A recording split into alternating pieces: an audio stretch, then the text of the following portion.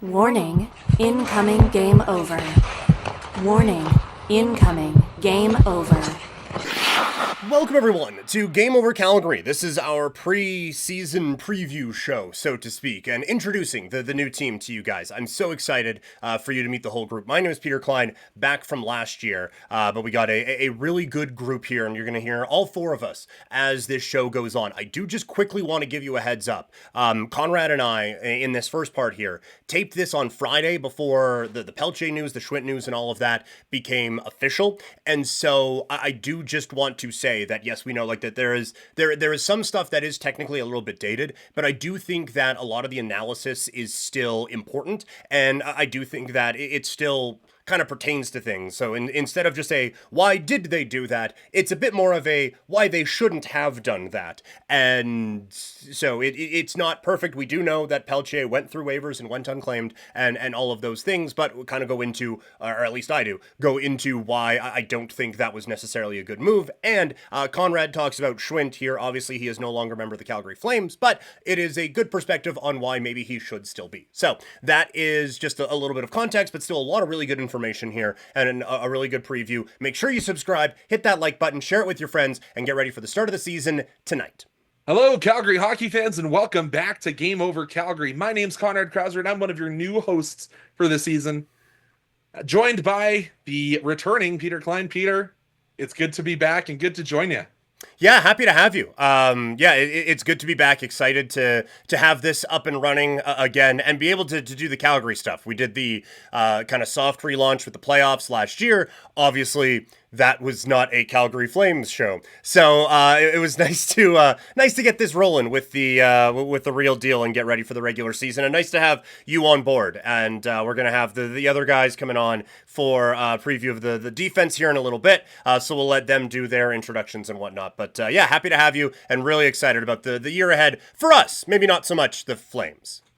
Yeah, it's I think everyone's correct in thinking that this preseason that the Flames have had is not the right blip on the radar screen we want. Even though there's been success, we don't expect that lasting all season at all, do we, Peter?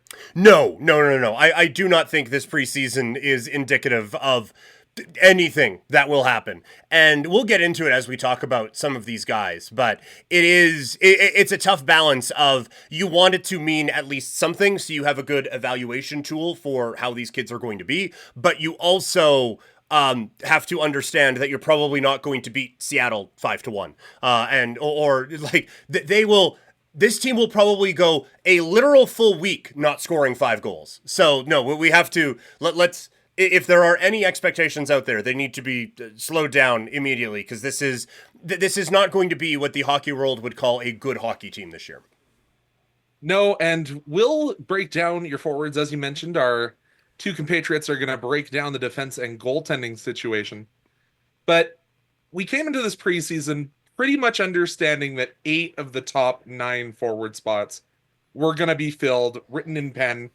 So let's start with what I'm going to call the top line of Sharangovich, Kadri, and Kuzmenko. Obviously, nice to see, and you hope to believe that Kadri was okay after an early preseason injury scare. But this is going to be your top line for most of the season, barring trade, and we've actually heard potential contract extension rumors about this top line.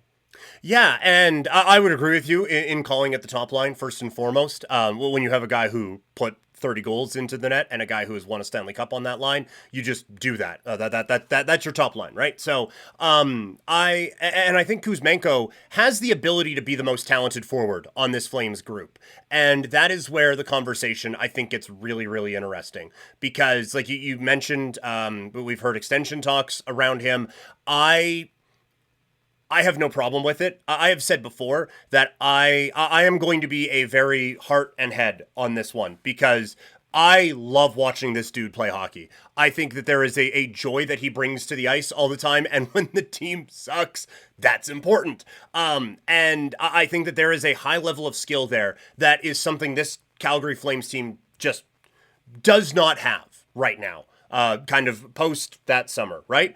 And so he is the type of player that you want. It is just, he is a touch older than you would like it to be. And that is the only part of that conversation, right? And so I personally do understand the thought that it's probably best for the rebuild, blah, blah, blah, blah, blah, if you try to move him and assets and all of those things. But also, he's just kind of fun to watch, and I do think he makes the players around him better. And so if you want to give him a shorter extension that is worth maybe a little bit more money than maybe you should be paying him, as we talked about offline, Conrad, it's not like this team is hurting for cap space. So if you want to make something that is slightly financially irresponsible, then go for it, as long as it's tradable after. I have no problem with it. As far as the construction goes, and sorry I'm rambling and hitting like 4 different topics at once, but I like how this line is kind of put together, and I will always fall for lines like this, where you have Nazem Kadri, who is just a dog to play against, and can kind of do everything. Like he sees the ice so well. His playmaking ability is good. His scoring ability is good. But one of the things I think he will be really effective at on this line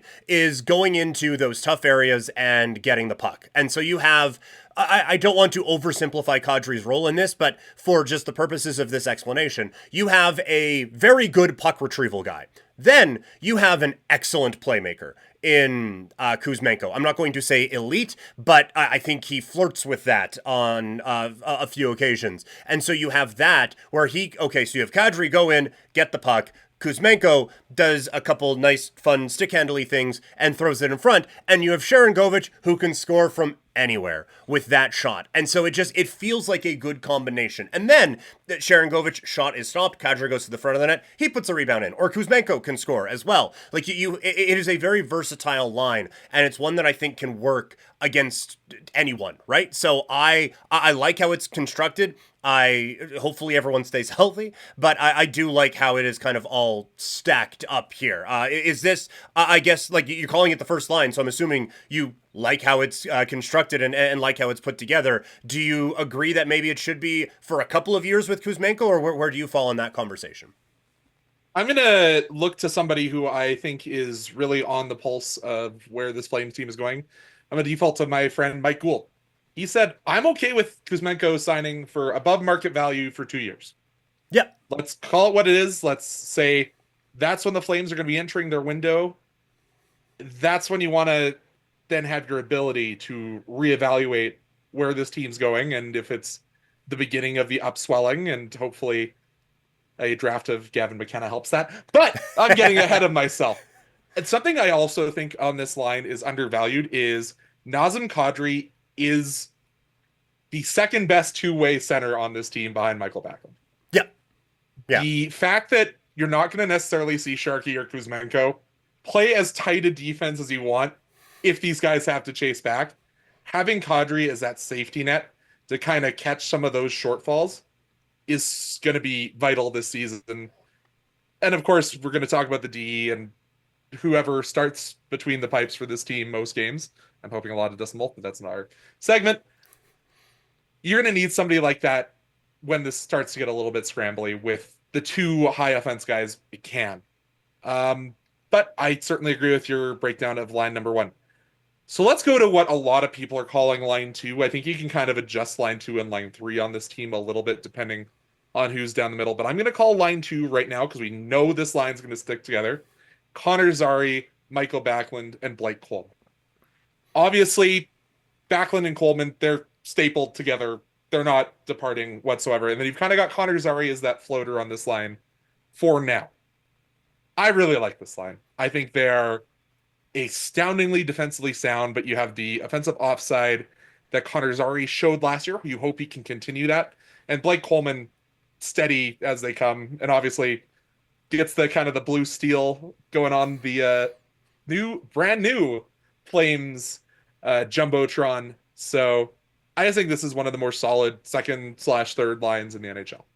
No, I would agree with that. And I think you feel very comfortable with that. And it is, to kind of show where the Flames are at, I would agree that you could call this the second line. I think it's a third line on a very good team, right? And it's one you feel comfortable with. But the Flames are not that yet.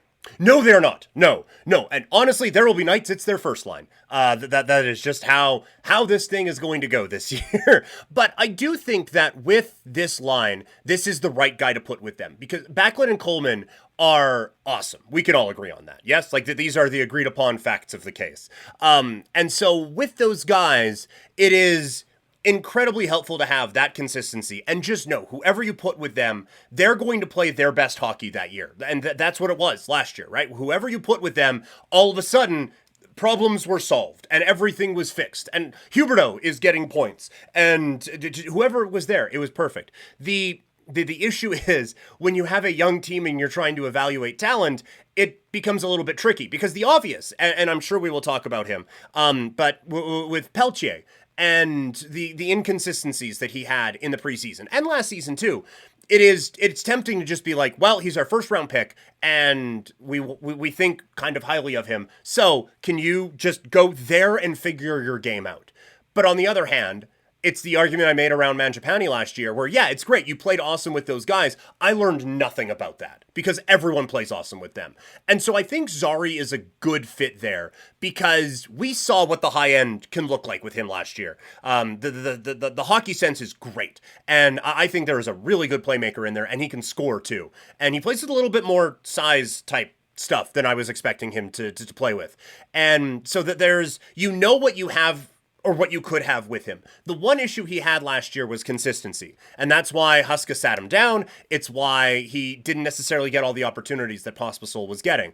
And so this is, I think, the perfect guy to put with Backlund and Coleman because they're going to drag that consistency out of you. And who better than these two guys to be the adults in the room with Zari and just kind of let him know what's expected of you on a nightly basis. I think having those guys there as the teachers for Zari and kind of his guides on this journey it is the perfect match. And so that's why I like this group a lot.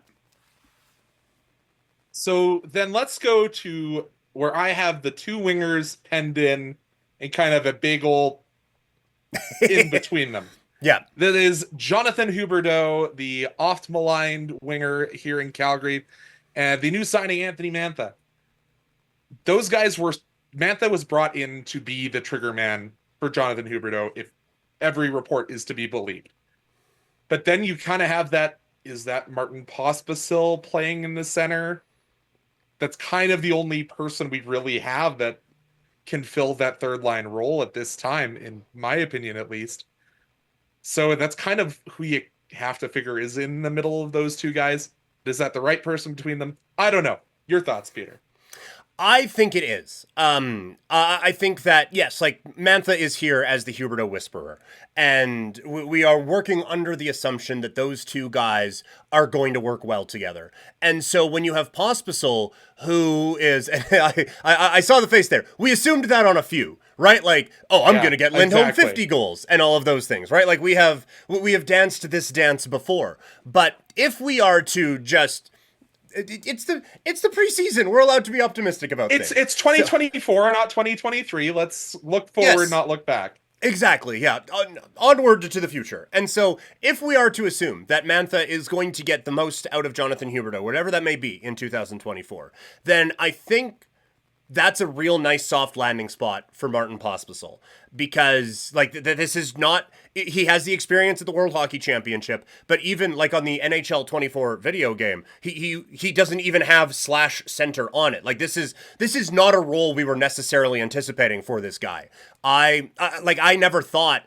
Well, yeah, maybe, like, a right winger, but he'll eventually move to center. Like, that, he is crash, bang, boom winger, and on we go. And I will admit, I was... way wrong on this kid. I underestimated basically every part of his game.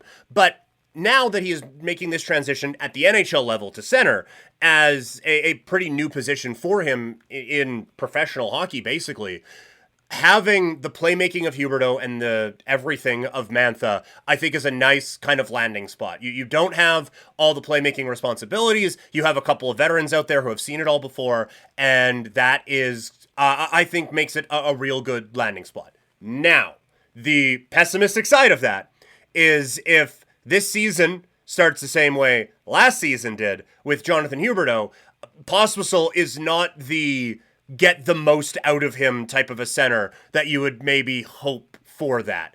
And so that is where I think this gets a little bit fluid. But to your point, who else? Right? Like there isn't. Are we going to go back to the Kadri experiment? Like, exactly. That hasn't worked to this point. No, it's been exactly 0 seconds working. And you just mentioned we're not breaking up Backlund and Coleman probably. So are you going to put Huberdeau back up with Backlund and Coleman? And then it's Zari, Pospisil, and Mantha. And now all of a sudden, Anthony Mantha, who at his highs can be very good, but consistency hasn't really been a strong suit. He's out there with a couple of kids who you're projecting on and hoping to get a lot out of. So this, I like it. And I think it will work, but part of that is because it kind of has to.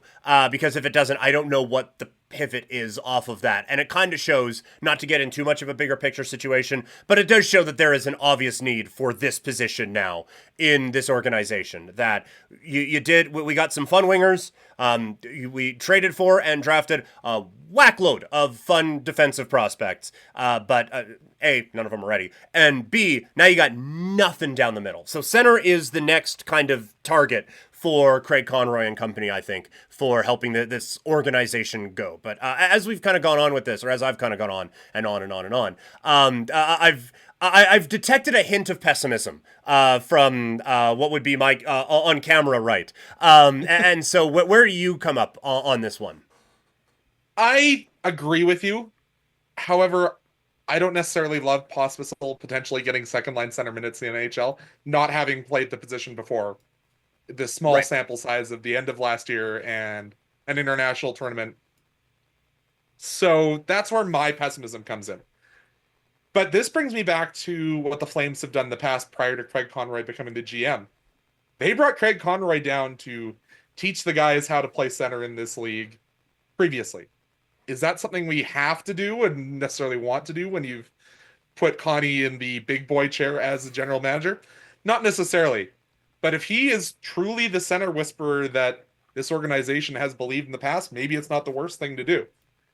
That's probably not going to happen in a regular practice with all the additional roles that have been heaped onto Craig Conroy's plate.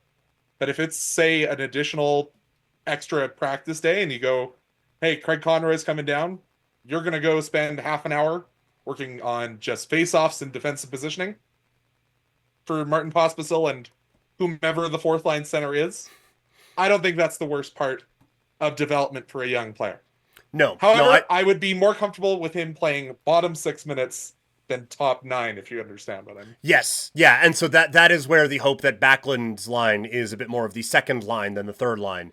And so that's fair. But I do also think that is why it is important to have Kadri and Backlund around. And I understand when you are in rebuilds like the Calgary Flames are. I know some are still saying tool. And I was one who kind of held on to retool for a while. Not because I thought it was what was needed, but it's because I've covered this organization for a decade. I know that the one word is a bad word and the other word is a good word. So, but when people go into a rebuild, it is trade everything that's not stapled down. Let's just like that thing, gone, asset management. I do think this is why it is important to have adults in the room and why it is important to have a Kadri, important to have a Backlund, so that when you have a Martin Pospisil playing his first ever game in the NHL as a center, they can be like, hey, don't do that. Or, hey, keep doing that, right? It's important to have that kind of veteran presence in there. And now, not at the expense of the grand plan and all of those things. But I do think that having those guys around to kind of be those center whisperers, if Conroy can only come from on high so many times. But I do think that's a good point in that, like, you do have at least one guy in the organization who knows how to play that position pretty well. Knows how to play that position throughout the lineup as well. Yes. Yep. Craig played first line through fourth line. Yep. Speaking of fourth line, I only have one name penned in.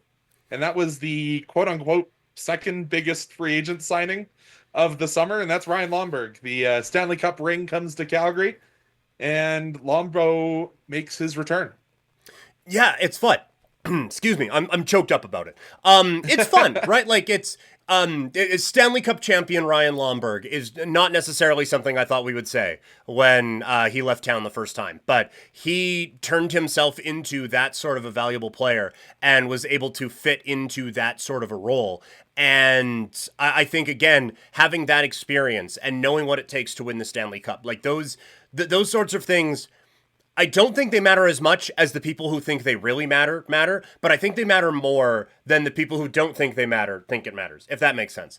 The balance between vibes and analytics need to find their way to understanding the game that Lomberg brings. Exactly. Yes. Yeah. He is not going to be a natural stat trick darling this year. He is going to be a guy who goes out there, crashes into things, and gets the crowd fired up. And hopefully they have a real cool Lamborghini graphic for the new video board at the Dome this year. But I think, again, for helping out guys like Pospisil or whoever is going to be with him, to have that proof of concept of being a Stanley Cup champion with that style and knowing what it takes to do that for 82 games, because that's hard, right? Like, yes, you're only playing like 7 to 10 minutes a night, but none of those minutes are easy because you're expected to be checking people all the time or being checked all the time. And if you're on the road, teams are targeting you and all of those things, right? So it is a bit of a difficult and a bit of a different style than some guys are used to. So if it's a Klapka with him, I think that's a good kind of mentor. If it's a Pelche,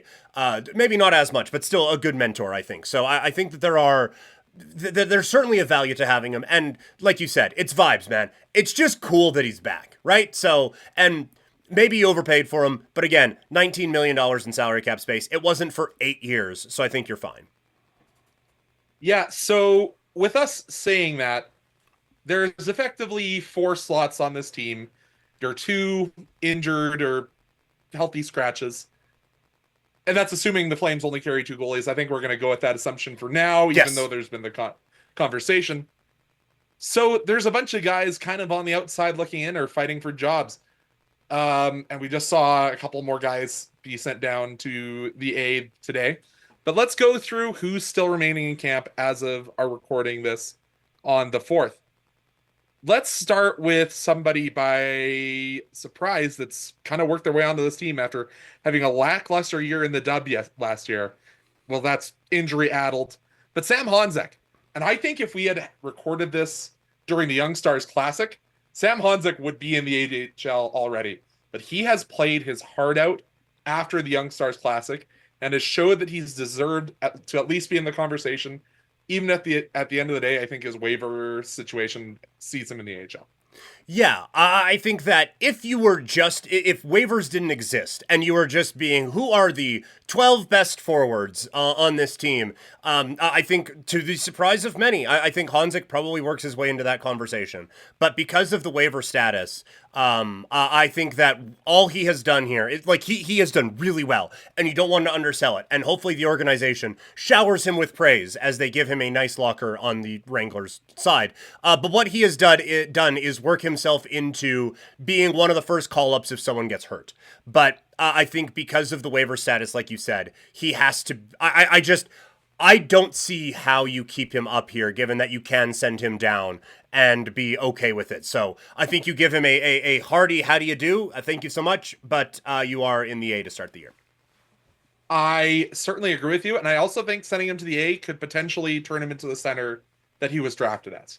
Yes. Give him some time on that third line in the A. Say, you are going to be a center every game you play in the AHL. If you get that call up, we'll probably throw you on the wing. But while you're in the AHL, you are a center. This is what you are. Believe in the process. Yeah, and use the AHL as the development league, right? Like let him grow into that and let him develop as that. And if by the end of November, if he is just like cooking still, right? Then you just find a spot for him. You figure that out at that point. But for now, let him go down there and let him develop. So let's go with more of the youth movement who is still in camp, but I also don't see staying because of that waivers thing. And that is Matt Coronado. He has been unbelievable. His playmaking, that backhanded pass that he made to Klapka was a thing of absolute beauty. Hang it in the Louvre. But unfortunately for the young man, waivers are a thing, and he is someone that can go down without even having the potential of being claimed. unlike somebody else we're going to talk about later. Yeah, and I think also it's a tricky spot for him to fit on this roster anyway. Because if you call him up, you want him playing top 6 minutes, right? Like Matt Coronado, he is a lot of things. Checking forward isn't one of them, right? Like he is going to be on this team to put that puck into that net. So there, as we kind of went through, did you spot an obvious opening on the wing for him to fit? Because I didn't. Unless you want to put him with Backlund and Coleman, but then we get into the what is he really and that sort of a thing. So if they do trade Kuzmenko, if eventually they do trade Mantha, then on up you come. Or if one of those guys gets hurt, which again, that is something we have to remember is that people get hurt in this league all the time. So there will be openings. The Flames were one of the least some of the fewest man games lost last year. Mm-hmm. That's something we need to remember. That is not always going to happen. Yeah. Especially with young guys that are coming into the lineup. I hope Connor Zary stays healthy for 82 games this season. I don't think that's likely. Yeah. No, exactly, right? And what a waste of injury luck, hey, on that year. But, yeah. No, and like, even this preseason, they have been remarkably healthy, where others haven't. Like, between the Flames and Montreal, there's just been an average amount of injuries. But that's because Calgary has none. So, no, like, the injuries will happen. And so there will be a spot for Coronado. But it's just, like you said, the only spot is really on the fourth line. And at that point, he's not gaining anything out of that. So let him go down to the A. Let him be on your top line, probably, and score a whack load of goals. And then if he is undeniable, you find space for him after. But we saw this last year in the preseason, right? We were having the same conversation about this dude 365 days ago, where he balled out in the preseason. All right, well, you have to find room for him. They did, and he had a bit of a difficult time adjusting to regular season life. I'm not saying that's going to happen this time around, but I do think that you can't just be, oh, well, he was awesome, so we have to move him. I think you go to the A and everything's fine. And then we'll go to the man that has been the biggest topic of conversation in this city. Left winger, Jacob Pelletier. What do you do with Jacob? He is on waivers if he goes down to the A this year for the first time. And he's kind of underperformed, to say the least, in the preseason for this squad.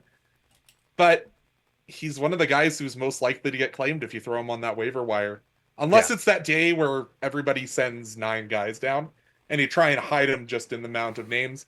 But we've already heard there's interest from Montreal about this player. So I think whether you like it or not, he might be on the Flames roster on opening day. I don't know if he's in the lineup opening day, however. That is an interesting conversation for sure. I would have him in the lineup and I would keep him up here. I don't think, well, it is frustrating that he came into this preseason with the knowledge that this was an important preseason for him.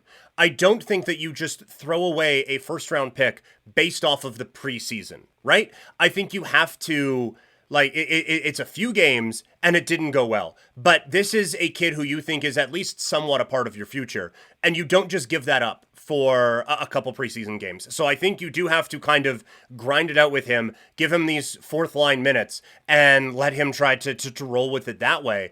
As frustrating as it may be, and as annoying as it may be that this preseason didn't go well, where it did for so many others, you still don't just talk about asset management. That is not asset management in any kind of a positive way. So I would keep him up. I would let him kind of work through it here at the NHL level and hope that it would kind of spark something.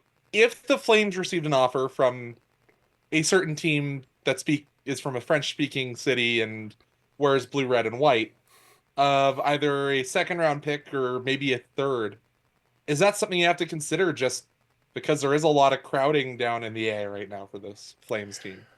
Yeah, I think you consider it, at least, for sure. It is still, like, you spent a first-round pick on him not too long ago, and you are getting a second-round pick back. And I do understand, like, things change. A lot of times with a first-round pick, it's like a car. Like, it loses half of its value the second you drive it off the lot, right? So I do understand a little bit of that. And I do understand that there is some internal pressure on this kid now, and some competition, anyway. But I do think, again, preseason is the preseason. Also, if you want to judge it off of the past couple of years, he's been hurt those last 2 years. And so maybe that is an argument for trading him for a draft pick. Like, quit letting him get hurt and have it be someone else's problem, go draft someone else in the second round, and hopefully that turns into a diamond in the rough, so to speak. But I just think that because everything around him has been so inconsistent in terms of health and all of those things, that it's too early to give up on him. I thought it was a fine time to give up on Sam Bennett when they did, but what did we spend all of last postseason kind of litigating? It is, did the Flames give up on Sam Bennett too early? This is too early. I still want to see. And if it means you only get a third or a fourth for him down the line or whatever, then that is what it is. But I would still rather see if that first round talent is still there than trade him away for a second round pick or anything like that. If someone wants to throw a first at you, then you have that conversation. And you do have the comfort, I'm not hanging up the phone right away on a second, but I still, if I were in that room, I would strongly argue in favor of this kid, because I still think there's something there. So let's retool it. If Montreal says, let's reevaluate the terms of the Sean Monahan deal, and you get the Flames first back, eliminate all the conditions, does that change your tune? Maybe a little bit. Because I still think it is highly unlikely that the Flames lose that pick. I know, I got fooled on some of it. I kind of read it in a different way. But it would be somewhat surprising if the Flames lost that pick to Montreal. And so I would still kind of roll the dice on it and just assume that I can now get 2 first round picks out of this, basically, with my own and him still, and not just maybe get my other one back that I might still be getting anyway. So that might be rolling the dice a little bit too much, but I still would say no to that. What about you? Where do you come down on either of these scenarios? I think if it's a lower pick plus reevaluating the Monahan deal, it at least makes the conversation a little bit longer. Okay. I don't think I necessarily say yes, but I think it makes a little bit of sense to eliminate all the ambiguity. Because I think with the roster, if, let's say, Mantha does draw the Florida Panthers Huberdeau back out, let's say we see Colorado Avalanche level Nazem Kadri, that could drag this team kicking and streaming back to the mushy middle like we were last year, thus losing that pick. So I think it is something to be considered if you consider this team to have more upside than any of us predict. But that's fair. Gambler's fallacy, sunken cost, yada, yada, yada. I'm in more or less agreement with you. I think the conversation has value to be had, but I don't think we know the answer before game 1 starts. Yeah. I would agree with that. No, that's for sure. And I would say, I know that... I think by the time this airs, you guys will know who it is. Mike and Anand are going to cover the defensive side of things. But just for the record, I don't think this team has a hope of getting into that mushy middle. Just purely based on that blue line that we're going to be seeing in front of a rookie goalie and a kind of career backup dude. That is certainly a possibility, though. You're right. That is in the range of outcomes that could definitely be there. But I am willing to bet against it. I am in agreement. But speaking of somebody I don't want to bet against, Adam Klapka. This is a player who has fought his way to say that fourth line wing spot, that is mine, no ifs, ands, or buts in my mind. But to a lot of people, there's still that conversation. Yeah, and this is, again, he is waiver exempt. I'm fairly certain. I checked on that today. But I think he may be another one who is part of the numbers game. Now, it's easier for... there's less paths to resistance for him than Coronado because... You are very comfortable putting him in a fourth line role. And I do think a fourth line of Lomberg, Rooney, and Klapka would just be miserable to play against and would be very effective. But if you are going to keep Pelche up, you're probably going to be playing him, right? And so if you want Klapka to be getting ice time, which you do, I still think you probably are sending him down. And so this is now where you get into the opportunity cost of the Pelche conversation, right? Where, okay, we're not trading him away, But now he's holding up a spot for either Hanzik or Klapka or probably not Coronado, but potentially Coronado, right? So it is there is an opportunity cost to all of this. I love Klapka's game. I think he has come a fairly long way. And I think that you are seeing the type of guy that he can be. But I don't think that another year or another bit anyway in the A is going to hinder his progress any. I don't think. I still think that there is some learning that can happen. You saw what happened with Pospisil, right? And part of that was kind of injuries or whatever. But he was, I think, in my mind anyway, he was kind of viewed as kind of injury prone, and so maybe it's not going to happen for him anyway. But if he does get up here, he's basically going to be a souped up walker doer, right? Where he is just going to go in there to crash into stuff and do all of those things. And we saw that Pospisil has thrived. So maybe you unlock a little bit more of that in Klapka if you send him back down to the AHL. And I know that I am firmly planting my flag on Pelche Island by sending Klapka back down, but that's just where I am at right now. However, I think the coaching staff might look at Klapka and say, this guy's 6'8" and can crash and bang. That is an aspect that is severely lacking in the game of Peltier. Peltier is not 6'8". He is not playing the game that Klapka has played in this preseason. No. So I think that's the check mark firmly in Klapka's camp. However, I could see potentially them both seeing games 1, 2, 3, 4 from the press box just because of the numbers game. Yeah, and that is where it gets tricky because you want these kids playing, right? And for their development, you want them out there and you want them playing at this high level. There is something to be learned from watching the game way up high in the press box and just being around the NHL coaching every day and around the NHL players every day and all of that. Like there is something to be learned, but you do want them actually playing the games too. So it is a tough balancing act with that for sure. But then let's head to this fourth line center position. You already mentioned who you think's going to be there. I have a different opinion. Okay. Do you think Kevin Rooney has his name penciled in there? I do, yes. I think Cole Schwindt has the better chance. Okay. I think they both play a very similar game. At the end of the day, you're looking at both in a similar light. But Kevin Rooney passed through waivers last year.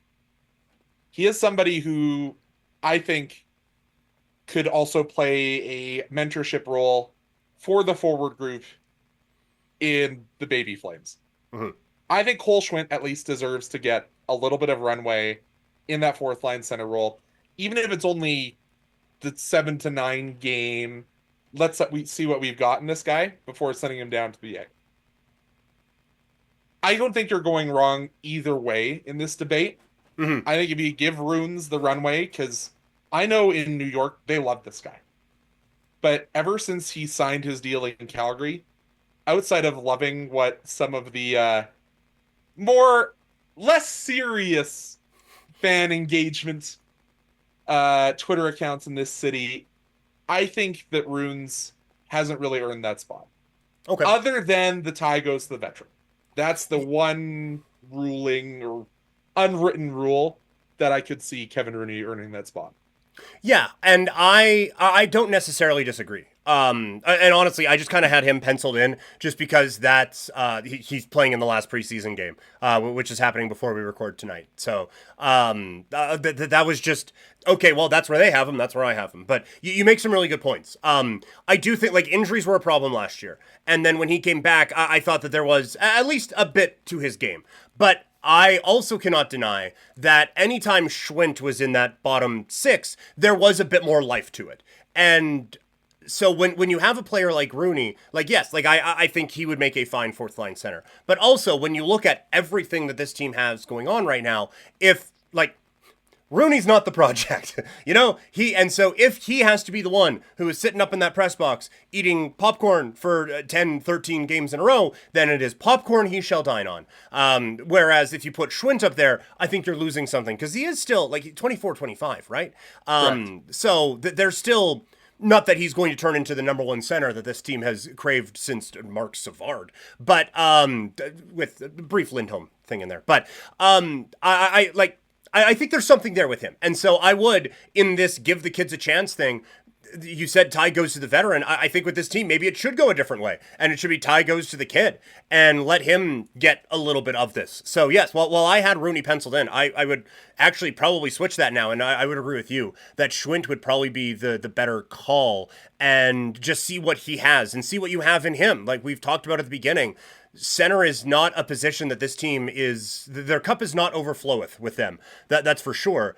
So see what you got. May as well. And if he lights the world on fire and all of a sudden you got something with him, fantastic. That's great. And if all he is a fourth line center, well, you need those. That's like how rosters work, right? So I have zero problem giving him the opening day opportunity and have him be more in that role than not. And if you want to mix and match with matchup things, right? Like if there's one game where, well, this team's maybe a little bit more defensive oriented, so we're probably going to need a little bit more like speed, skill stuff. Not that Rooney can't do that. It's just I think Schwint might be better in that. So put him out there. And if you need a little bit more defensive responsibility, well, in comes Rooney, and he can come in and do that. So I think you can kind of mix and match it a little bit too.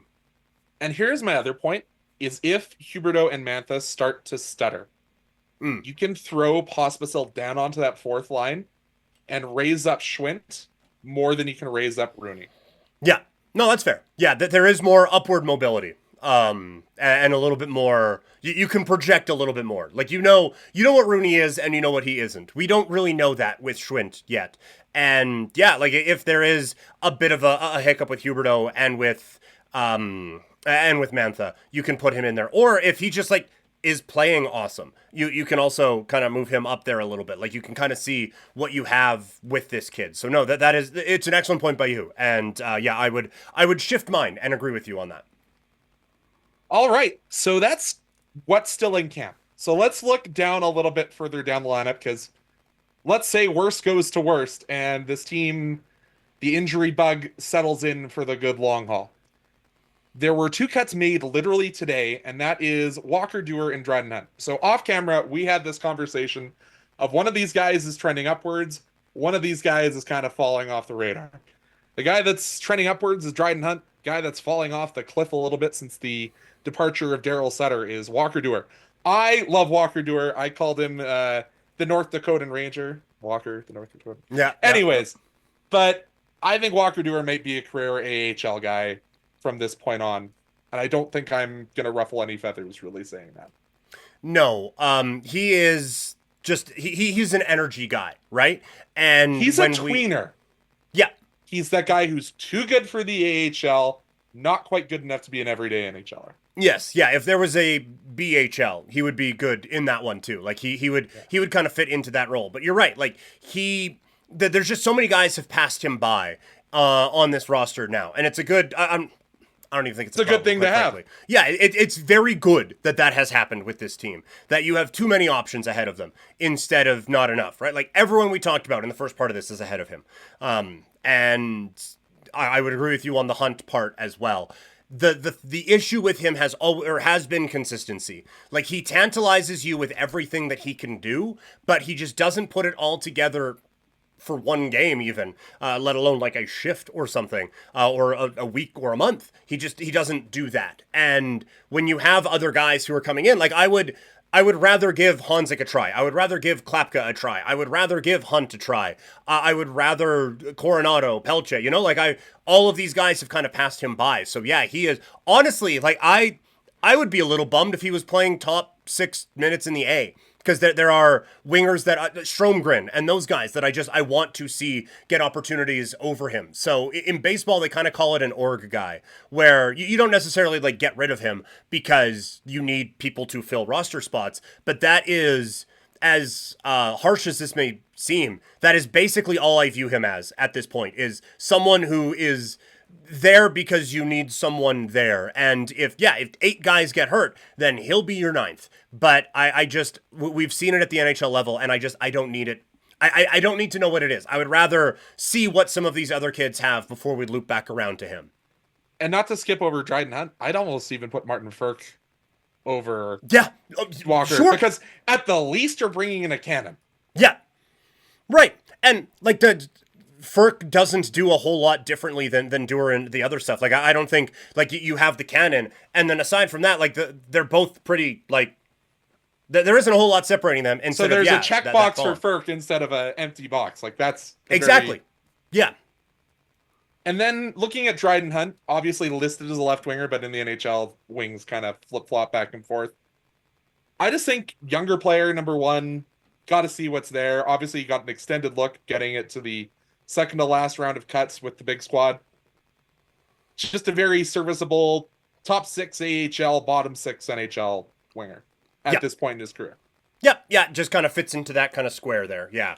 And he's one where if you get an injury on the fourth line and you need someone to come up for a game or two, you can pencil him in fine. He's not going to do anything egregious that will cost you. He's probably not going to win you a game or anything like that. He is going to be there. I did like what I saw from him in the preseason. Like there was a slight bit of an elevation to his game that I didn't necessarily know was there. And again, it's the preseason, so whatever. But like some of the stuff that he was doing in front of the net and all of that, like it was nice to see. So, but yeah, I do have him ahead of Dewar, but again, all the other guys who we mentioned, I would rather see them get a shot before Hunt, but he has worked himself at least a little bit closer to the conversation than I thought he would. So then there's the guys who got cut yesterday, Clark Bishop, the aforementioned Martin Ferk, Justin Kirkland. I think he plays a bigger role in the A, and we might see him at the NHL at some point. Don't count the Kirkland brand out. It's always good. Yes, no, exactly. Yeah, great value there. But no, you're right. Like he is one who I will admit I kind of wrote off. Like we have all these kids when he left our system and went over to the Phoenix, or he was Coachella Valley Firebirds last year. Left the system, comes back. I loved him in the preseason. Yeah, no, and like I thought he was you need 2 teams on some nights to go play in the preseason because that's how it works. So yeah, fill your boots, man. You go take up a spot on that plane, and we'll see you later. But he played well, and so there might be something in that. So I have no problem with that assessment. Yeah, for sure. And I thought, just on that list too, I thought Bishop had a couple of pretty good moments as well. Like there was, again, not to leapfrog him over many, but there was at least there were some signs anyway, right? Yeah, I think he'll battle for that second, third center slot with Justin Kirkland for a lot of the season. And then someone else who's filling that center role in the A is Sam Morton, who didn't turn heads. Another kind of development project, still a ways away. And then we'll go back to September 28th. Parker Bell, Lucas Siona, Jaden Lipinski, and someone who I think had a stronger camp than maybe where he was sent back to the AHL would suggest, and William Stromgren. Mm-hmm. Again, plays left wing, but another guy with size and a couple extra tools. Yeah, and his game, there were some people who were saying he had an outside chance of making this team out of camp because of the strides that his game took throughout the year last year, right? Got off to a bit of a slow start. Second half of the season was awesome. Scored the goal of the playoffs in the AHL playoffs last year, and then was a man amongst boys at development camps and prospects and all of those sorts of things. I think by this time next year, we're forcing this kid into the lineup. I think that's where we are at, but I do think that another year in the A is needed. But no, I love this kid's game. I am really, really high on him. The only other guy I really want to put a spotlight or a question mark on that got cut a little bit earlier is Rory Cairns. I don't know if he's just one of those bullpen arms guys, but I always thought that there was something a little bit more, and obviously he's going to be in tight with as many centers that we've already mentioned, so you might have to see him shift to one of the wings on what's kind of seeming like a little bit of depth on the Wranglers this year. So you'll have to see what he brings in. And then I guess that's kind of Alex Gallant, another kind of just bullpen guy. Yeah. Trevor Janke. And then we don't have a lot of youth, real young guys, because as we mentioned, a lot of the trades to ship some guys out of town brought in defensive talent. Well, some of it more offensive defense. But yeah, for this forward group, I think there are a lot more potential than some people might think. Yeah. But it's just, where does it land at the end of the day, and how do you put this puzzle together? No, that is it, is that there are a lot of pieces. Like basically almost everyone you mentioned for a little bit there, I think has the potential to make this roster at some point. And so having that organizational depth is a good thing. What you are hoping is that a couple break from the bunch, right? You're hoping that someone like a Pospisil happens where they just all of a sudden they are standing out and they are the bee's knees and have taken this opportunity by the you-know-whats and off they go with it. And right now, I understand. It felt like a couple guys did that, and I'm personally still sending them down to the A in place of a guy who didn't in the preseason. But it's nice to have that pressure now, because for a long time with this group, it was, well, these are our forwards because we don't have anything else. And so you would get the Tanner Glasses and all of those guys because there was no internal competition. Well, now, like, yeah, I'm giving Pelche another shot, but it's not a long leash because there are some guys coming up who are deserving of these opportunities. And so you are hoping that a couple of those hit and it turns into these things. The one thing this organization still doesn't have, I guess two things. One is real legitimate NHL center depth. That they don't really have that. That's why they're trying Pospisil down the middle. And two, there isn't that superstar forward there. There just isn't. And I don't, as much as I like a lot of these pieces, I don't think any of them turn into that. It would be amazing if they did, but it would be wildly surprising. And so when you have that, it's a lot of guys fighting for probably 9 spots. Like there isn't a lot of first line there, but 2 through 4, almost all of them could fit into there. So it's just a matter of over the next 12, 18 months trying to stand out as best you can and working your way above that, because we are, I don't think, too far away from this Flames team moving on from some of these pieces, and whether it's packaging them together for something to help the NHL roster, or like what you had mentioned in a Pelche, just kind of selling a few of them off for seconds and thirds, or unfortunately some waiver claims in there and stuff. But we are getting to a point now where just being here isn't enough. You have to be here and you have to thrive, and this is an organization that will find spots for guys who step up. So I think we've kind of laid out how we see this forward group going in the 2024 season. I think that there is a possibility that, as you said, we do see some of these guys maybe be part of package deals for better picks. But that's what we're going to see on opening day. For myself, Conrad, Krausert, and the returning Peter Klein, thank you so much. And we'll hand this one over to our other hosts. But let's let them introduce themselves, shall we?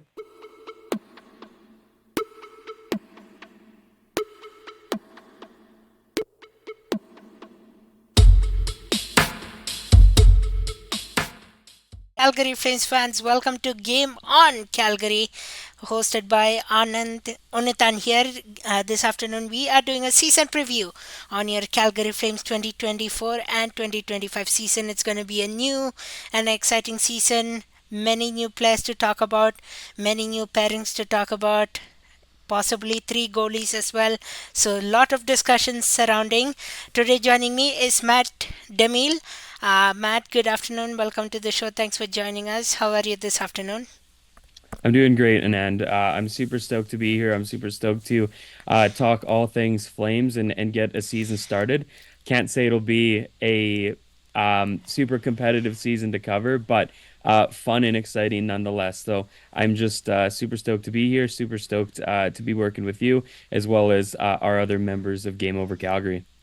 Yeah, talking about other members of Game Over Calgary, Conrad and Peter will break down the the forward group for you for the Calgary Flames, and for we both will take you through the defense core and the goalies as well. So, Matthew, where do we want to start? We have a few possible locked-in pairings, and we still don't have an answer for goaltending.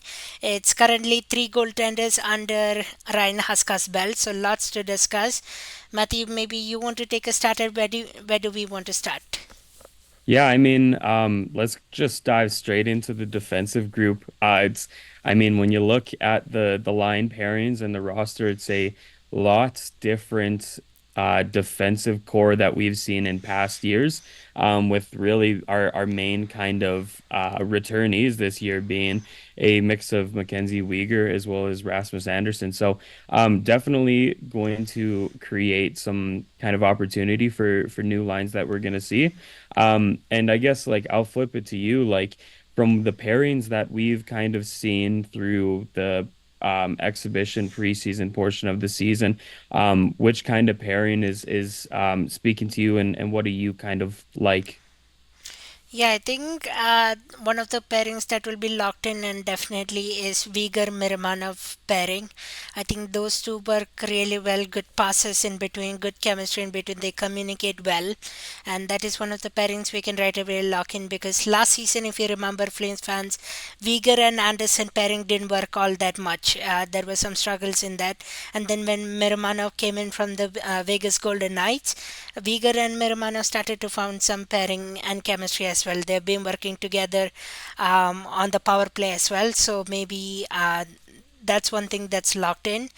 Anderson now his pairing is also almost confirmed. It will be Kevin Ball, who joined from the Marstrom trade, coming from the New Jersey Devils. Probably it will be Ball and Anderson, leaving open the third pairing completely open right now because, as you know, a couple days ago we just signed Tyson Barry to a 1 year, 1.25 million average deal. We don't know what's that's gonna be. It could be either a Bean and Pahal pairing. It could be a Bean and Barry pairing. It can be a Pahal and Barry pairing. So a lot of different options there. But Matthew, yeah, definitely. I think the first and second pairing is almost drilled and confirmed. Vigar and Miramanov and Bal and Anderson. Your thoughts? Yeah, right off the bat, like if we look back at last season and kind of examine the season that Mackenzie Weegar had, considering what was, maybe a pretty disappointing season from the Flames all around, Weegar was one of the bright lights on that roster, leading all Flames defensemen in points, tied for fourth in team scoring as well. He was just one of four defensemen in the entire NHL to score 20 goals during the regular season. So, obviously, like, to have him paired with a guy like Miramanov is something that is exciting. For those of you who may not know, like growing up, DeMille Miramanov was a forward before he met the Soviet Union icon who is Igor Larionov. And he kind of converted him to play defense, considering his size and what he's capable of. So, while defense is kind of a priority for Miramanov and Weegar, I will say that line or that pairing kind of excites me in the sense that it has potential to be kind of like an all-out offensive pairing, which obviously there's a benefit to having more of like an offensive guy paired with a defensive player like we maybe saw with Anderson and Weegar last year. But as you said, that maybe didn't really work to the way the Flames wanted to this year. So that's a pairing that excites me. And I just think Miramanov as a whole, you can kind of consider him as maybe a dark horse on this roster with potentially being a pretty key piece to this team. Again, it's just preseason and stuff, but it excites me. I will flip it to, changing conversations a little bit here. You mentioned that the Flames bottom pairing is really up in the air here, especially with that Barry signing coming in just a couple of days ago. I guess to in your opinion, which kind of guys would you see kind of filling in a role like that? And I mean, what kind of guys would you want in a role? And yeah, I'll flip it to you. Yeah, so we have seen Barry practicing on the power play unit number two during the training camp. So I think if Ryan Huska's plan is to put him on the power play, if he has liked him, definitely Barry will keep it locked in. And then it's between Bean and Pahal. And also in the conversation could be Joel Hanley too. Joel Hanley came from the Dallas trade. He still hasn't played that much of the preseason yet, but the Flames might shy away from sending him down to the AHL as well, just because there is now going to be a logjam of defensemen in the AHL. We have Brustevich, we have Grushnikov, we have Solovyov that might get sent down, we have Jeremy Poirier down there. So, not to create a logjam in AHL, they might send keep Joel Hanley as well. So you are looking at three guys who can fit in that last bottom pairing. So Joel Hanley, Kevin Ball with Anderson. We said that already, but Jake Bean and Braden Pahal. From these three, I think Braden Pahal has had the most impact training camp. I like how he played at the first two preseason games. He came and scored the first two goals in consecutive games, so that's something that I liked. And his urge to play, he can step into fights. He can kill those penalty minutes as well. So I think Braden Pahal is a good option. But again, like we said, until Monday we won't know what the true answer is going to be, who is going to fit in. But I think Barry will stay locked in the third pairing. But his left man wing, we don't know yet. Now, I'll also kind of continue the conversation a bit here. We just heard that Barry signs a 1 year deal with the Flames. What's your kind of opening thoughts on a deal like that and adding a guy like that to the roster? At first thought, my thought was like he doesn't have a place to fit anywhere on the roster. We talked about right now having the logjam in the defensive line. So many players want to get chances. Jake Bean, we recently signed him. Braden Pahal as well. He has been with the team for a while now. He's been amazing. His family loves Calgary, from what I know. So giving all these guys opportunity, I don't mind the Barry signing. Not that I'm saying I hate it or like it. I'm in kind of the neutral because I know the Flames are using him on the power play unit, which I think can be helpful. And he's an veteran. He can maybe help guide the line youngsters. But again, I don't know if he's maybe taking away roster spot from somebody who can be there, who wants to play with the team. So yeah, makes natural emotions coming from that. So what about you, Matthew? I'm in agreement. I think, obviously, like there is going to be a benefit for a veteran presence on a blue line, and obviously, like Barry is the guy that would bring that to you, considering his tenure in this league, how long he's kind of been able to, play and learn, and obviously to have a guy like that kind of in the locker room is a benefit. But you mentioned the logjam of blue liners that are kind of trying to get their big break in the league, and like let's be honest, I don't see the Flames being much of a contending team this year. So, is there harm in letting some of these younger guys that are, maybe not as savvy as a guy like Barry would be? I don't see there being much harm in giving them kind of opportunities, and even to an extent, like, if we have a Jake Bean, for example, locked down on that third pairing, what's stopping anybody from kind of having that like revolving door of blue liners to kind of test over the course of the season? I would say like when we think and look at the guys in the logjam that I would have maybe like to see a little bit of opportunity, and I mean injuries happen over the course of a season.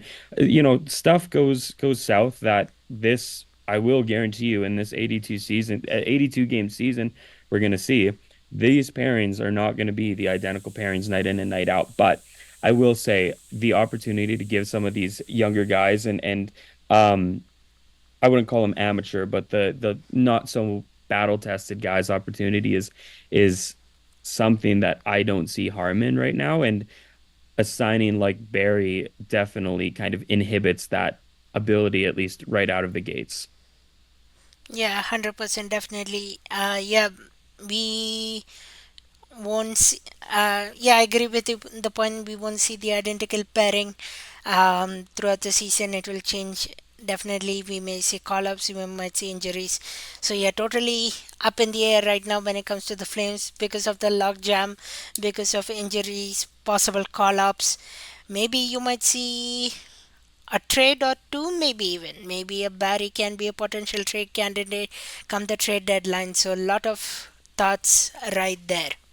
Well, you mentioned trade candidates, and I feel like we can't keep having this kind of conversation without taking a look at a guy like Rasmus Anderson. I know there's been a lot of speculation in the summer about kind of where he might land in his future in Calgary.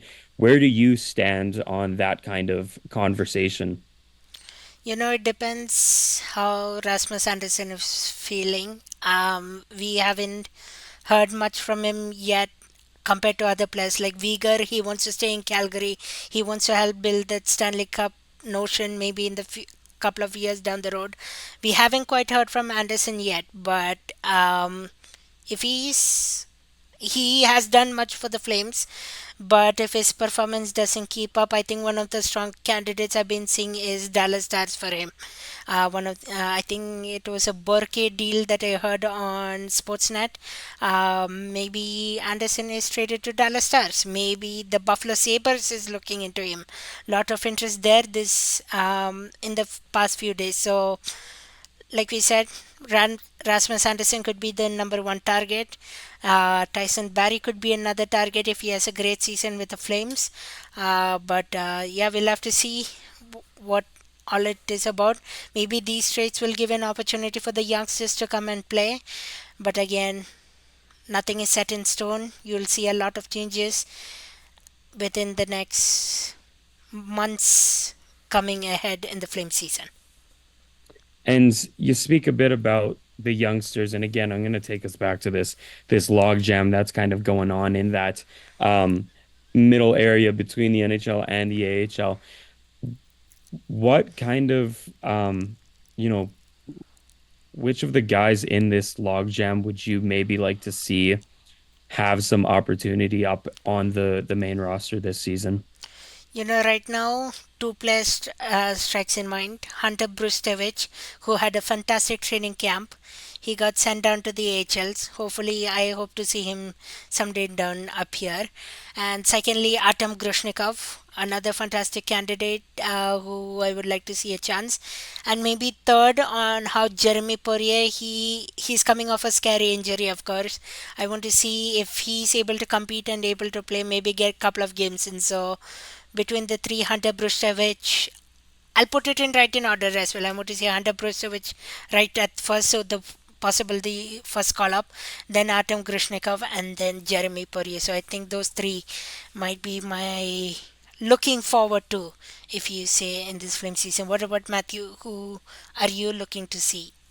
I definitely agree with the Hunter Brustowicz. I mean, I'm sorry, I'm going to probably pronounce that name wrong 100 times over the course of this season, but he is probably number one. I mean, I watched a little bit of the Flames training camp, kind of behind the scenes video that they did, the chase, and you know, just from watching that, you can see a guy like Hunter is just so high up on the Flames coaching staff. Like they love him and stuff. And obviously, like if you kind of consider what he did in Kitchener last year in the OHL, like the future is super bright for a player like that. So I agree. I think he's probably number one on my list. I do have Jeremy Poirier as well too. That injury last year really kind of hampered his ability to grow last season as a player, and I would like to see, or I obviously hope to see him kind of make some pretty big steps over the course of this season. I mean, I knew all those seasons ago when the Flames drafted him at the draft, like for a guy to, I can't remember off the top of my head what round he went in. I believe he was second, maybe third. But at the time, people kind of considered that a steal of the draft. Nobody really expected him to go so low. So again, there's a lot of potential in a guy like him. And again, if he stays healthy, I hope that there is a lot of development to his game this year. For the third one, Grushnikov is a great shout. My third is Solovyov. I'm a big fan of like the big big guys don't have a problem of kind of throwing their weight around. I mean, this is hockey in the prairies after all. So, if you ask me, like on the forward group, like I'm a big Adam Klapka guy, and I see Solovyov kind of being a similar force out there too. So, as a defenseman, like I don't think there's anything wrong with having some size on the blue line. I can't say Calgary is in desperate need for size on the blue line, but I like his style of play. And if there's opportunity to see him come up again this year, I'd be all for it as well. Yeah, good three choices as well. Yes, Solovyov, I think he still remains with the team as of right now, as per the roster. I don't know if he got sent down yet. Maybe we might see part of those roster cuts coming on Sunday or Monday. We'll have to wait and see if he sneaks in through or not.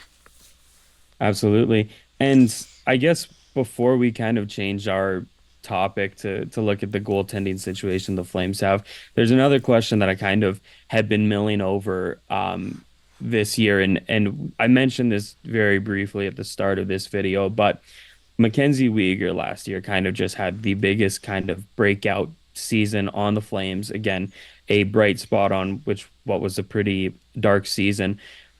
Do you think that he would kind of be able to replicate a similar season that we saw last year, or was that kind of a one-trick pony, would you say? You know, from the remarks he has made, like he loves the city, he wants to stay in the city, he wants to play for the team, he wants to grow the team, he's willing to work with all the youngsters. I think he can have another great season. Just because he found a new pairing, great chemistry with Daniel Miramanov. He has even other players that he can coach and respect with. He has been in the team for a couple of years now, coming from the Matthew Kachuk trade, so he knows the team very well. He knows the coaching system well already. So I think he's in ready for another season, unless something alters. But I hope not. I hope he stays healthy, fantastic, and fine. I think he can have another brilliant season and make sure he what you call mentors others as well. I think that's one of his key successes and something he enjoys doing. So I think, yeah, I'm expecting for another great season from him. Again, yeah, between I think he scored like 20 goals last season. Maybe not that much maybe from him, but I can see the intensity and the time on ice, how valuable his leadership will be on the ice. I agree. I mean, I've said it a few times already, but I can't imagine there'd be too many people that really have much faith in the Flames this year. And a guy like him, like he's come out and said it, like he's committed to this city. He's committed to um, bringing this club back into the playoff race and eventually, like, obviously the dream of winning the Stanley Cup. So, um, I really love how committed that he is to this team and is willing to kind of go through some hardships on the way. And again, like I mean, hopefully with all the draft assets that we have and the prospects that they've built out over the course of the last couple of seasons, like down the road, maybe there will he will have that opportunity to kind of um, hunt for a Stanley Cup with this team. 100%. All right, let's switch gears now on to our next topic, which will be same interesting as the defense score as well, and that's the goalies, the three goaltenders that are making a battle for the crease. We have Dan Vladar, Dustin Wolf, and Devin Cooley. All three cool guys, definitely, and it will be certainly a battle. Matthew, I think I'll segue a question to you.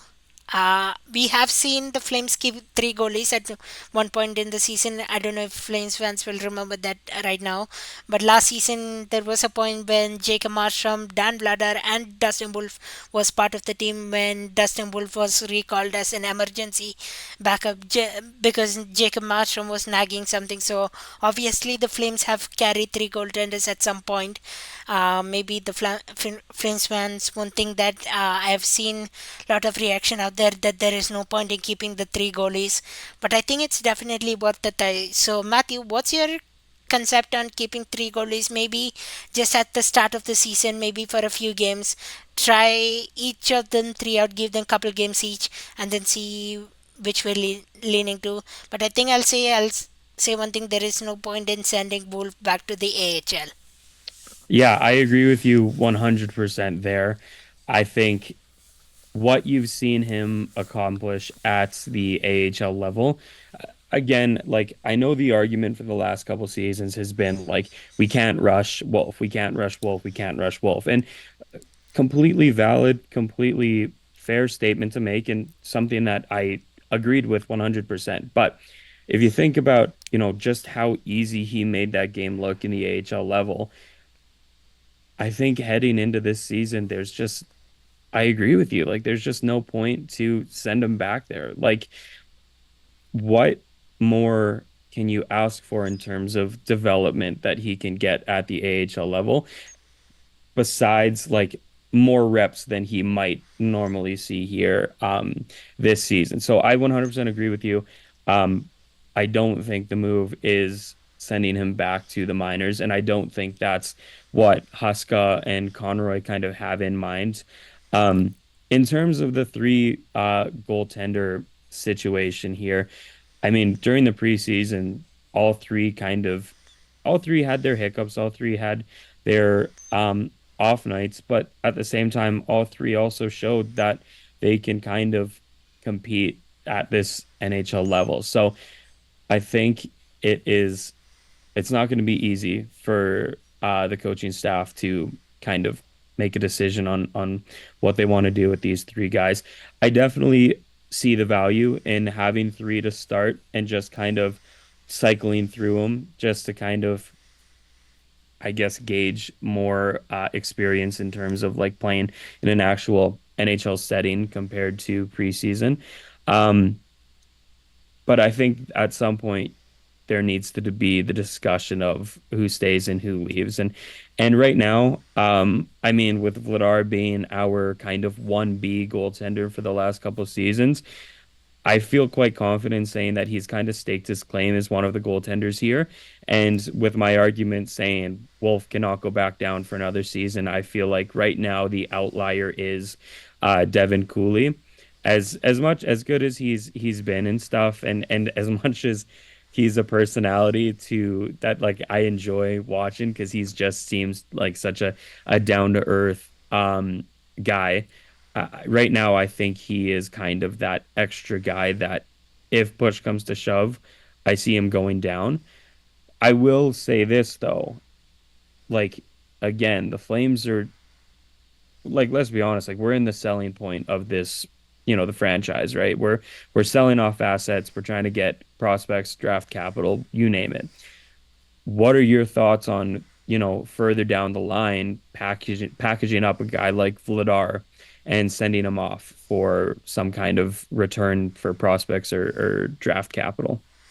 Yeah, it will depend on how the goalie market looks like down the road. We have seen with Jacob Markstrom, it was in as high as we expected, but again, the goalie market is so difficult because there are only you, teams only need you only have maybe 32 goalies competing, and if you want to be that primary goalie to keep your spot, you need to be that great. Dan Vladar is coming off a hip ending season-ending hip surgery.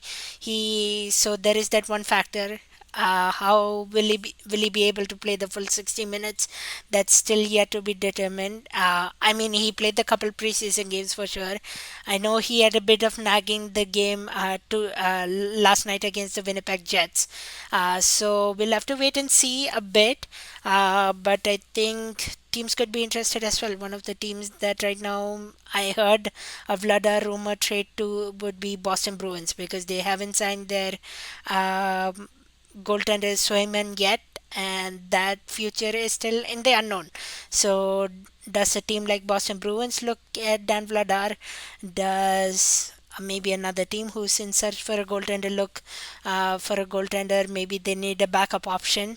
Um, it's possible, but again, the goalie market is so unpredictable. It's so thin because teams maybe look for goaltenders ahead in advance. There may not be that opportunities, so it will kind of depend as time goes. Yeah, I totally agree. I definitely think that if moving Vladar or one of three, but most likely Vladar is kind of a move that is to be had, I won't see it happening until like the trade deadline. I feel like that's kind of when you see goalies move on the market. And yeah, like I agree. Like there's so many spots that goalies can kind of fit in.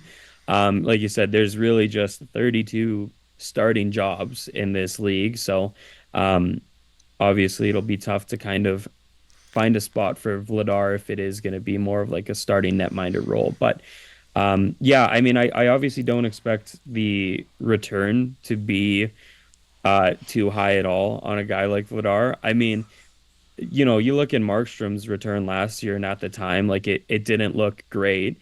But I mean, like right after that, a guy like Allmark was traded to Ottawa, and the return on him was way worse than Markstrom is. So, I mean, I think you just need to time the right time to move a goaltender and see how desperate the kind of teams looking for or the buyers are. But I guess like as a solution for that three goaltending problem, I feel like a trade is something to consider for sure.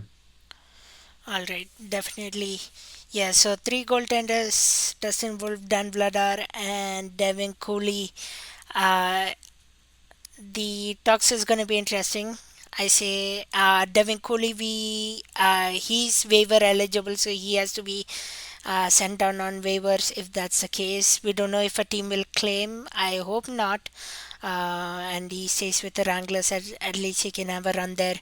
But I don't know if I saw. I don't know if the Flames still has kept a fourth goalie, Ignachev. I don't know if he got sent down yet. That's something to be seen as well. I don't think he got sent down. So I think four goalies in the mix now. We'll have to see come Sunday and Monday to see if that will change or not. I believe he did get moved down. I think I saw that on Twitter earlier.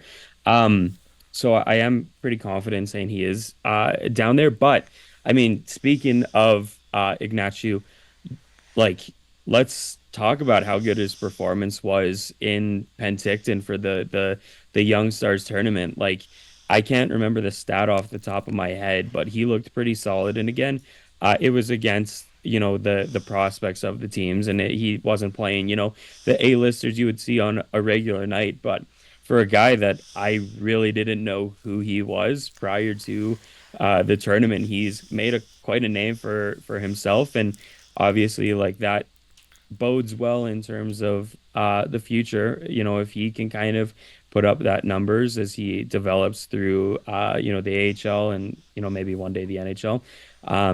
He definitely impressed a lot there too. All right. Matt, we are slowly running out of time on the Zoom call. 7 minutes left. Let's get our final thoughts in. So, Matthew, if you want to quickly run through your final thoughts and what you expect from the Flames, and what is something, maybe one part you are most excited about this season. Yeah, I mean, I've said it again. I don't want to sound like a hater because I enjoy I am a fan of this team. I enjoy watching them, enjoy cheering them on. But I mean, I think you have to be realistic in the sense that, this team is in a rebuild stage, but that's also something that I personally am embracing, wholeheartedly, right? Like we've been going through this same kind of mediocre, repetition where it's just a mediocre team retooling. Every once in a while we'll surprise somebody by, making it into playoffs, making it past the first round. But we haven't really seen like a full-fledged rebuild like this for, quite a while, right? So while this season we can't expect too much from this team, we also have to kind of embrace the rebuild here and just enjoy watching this team. I will say one thing that I am hoping from them, you know, barring we kind of give these youngsters a chance, like the Peltiers, the Coronados, the Hansiks. I feel like this team has a lot of potential to be a fun team that kind of uses their creativity. And I mean, the game's changing. You see all these young guys come up and they're doing stuff that, regular NHLers wouldn't think of doing 10 years ago, right? So I am just really rooting for what can be only summarized as kind of like a fun season. I want this team to have fun. I want this team to, be creative with, what they do on the ice. And like, I mean, even guys like Kuzmenko, like he's just an absolute threat in the offensive zone, and just the creativity he does with the puck is just unparalleled. So, um, I would say my takeaways is embrace the rebuild, and at the same time just like enjoy this team, and enjoy what I believe to be is going to be a fun team. I don't know where you stand on this kind of argument here, but I'm open to hear your kind of thoughts on what you kind of expect from the Flames this year. Yeah, Matt, actually, I became a Flames fan only very recently in October 2022. So, being in hockey, getting to be a new hockey fan and following like cricket and soccer in my childhood, there were no terms like rebuild, reteam, or bring in new players, draft picks, and all. So, this is something new to me and maybe exciting for the future to see how new players can come in, chime in, show their talent that we need to see, and hopefully, like you said, embrace the rebuild. Enjoy what you can. I hope the team has fun almost every night if possible. Don't let that stress. There has been so many distractions in the past. That's all gone. Enjoy it, and maybe in the next couple of years you can possibly be a contending team, and that's the hope anyway. All right, once again, thanks for joining us. Anand and Matt here on Game on Calgary. We resume episodes regularly on October 9th when the Calgary Flames take on the Vancouver Canucks at Vancouver. Thanks for watching. Have a great week ahead and enjoy the time. Take care, guys.